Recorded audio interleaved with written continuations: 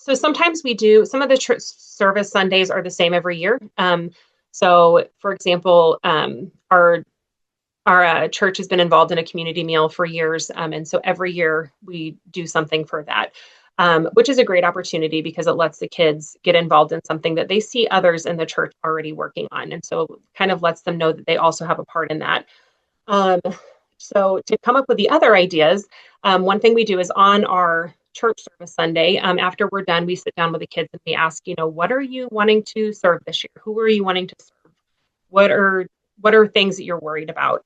And so sometimes the ideas they give us are things that we need to workshop a little to get them into something doable. For example, one year the kids told us that they wanted to help the animals around our church. And so we found there's a lady in our church who is very passionate about birds. And so she came and shared about wild birds and how you can take care of them, how you can protect their habitats. We made bird feeders, and it was a great opportunity for the kids to get to connect with her. And, she got to come share something she was passionate about. We also had a child who he specifically wanted to drop bread to kids who were in war situations, because he had been learning about children who didn't have enough food. And obviously that was not something that we could logistically make happen, but we found an organization that was providing food relief and were able to get involved with that and did a fund drive for them. And so just getting creative and, trying to hear what the kids are passionate about, what they're thinking about, what they're hearing, and finding a way for them to get involved and to get to be a part of that in a meaningful way.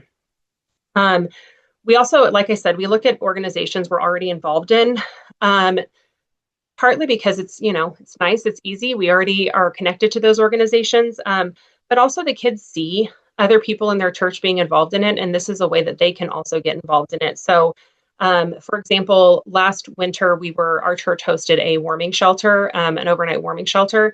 Getting directly involved in that was a little tricky for the kids because it was kind of an adult-only volunteer situation. So instead, we were able to let the kids set up one of the cots that got set up every night. We set that up in the morning, so the kids could kind of see what was entailed in that. And we made little blessing bags for the guests at the shelter. And something else that was cool about it was having the cot set out. They were able to share with the congregation during church. Say, take a look at the cot, see what this looks like when we're hosting every night. Because a lot of the adults in our congregation hadn't actually seen that set up. And so then our children got to teach our adults about what the shelter was doing with our building. And so that was really fun.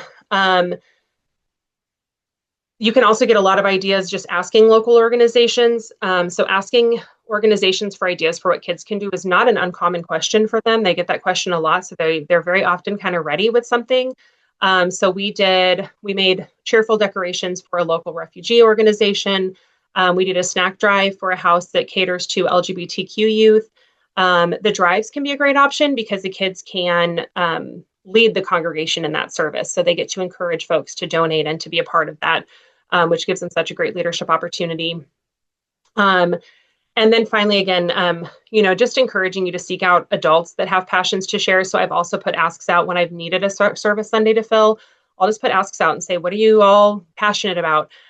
We have one woman in our congregation who's very passionate about shelter animals. And so she came in a few months ago and talked to our kids about shelter animals. And we made cat toys, and she talked to them about, what you need to do to help these animals get adopted. And she talks about the work she did, and the kids loved it. It was definitely a big hit. And, it was great to get to connect with an adult who is not normally directly involved in children's ministry.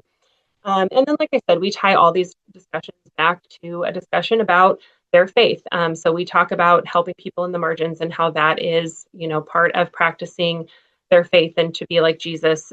We talk about caring for animals, being creation care. We open a lot of it up to questions. We say, how do you think this is aligning with what we've been talking about in Sunday school, things like that.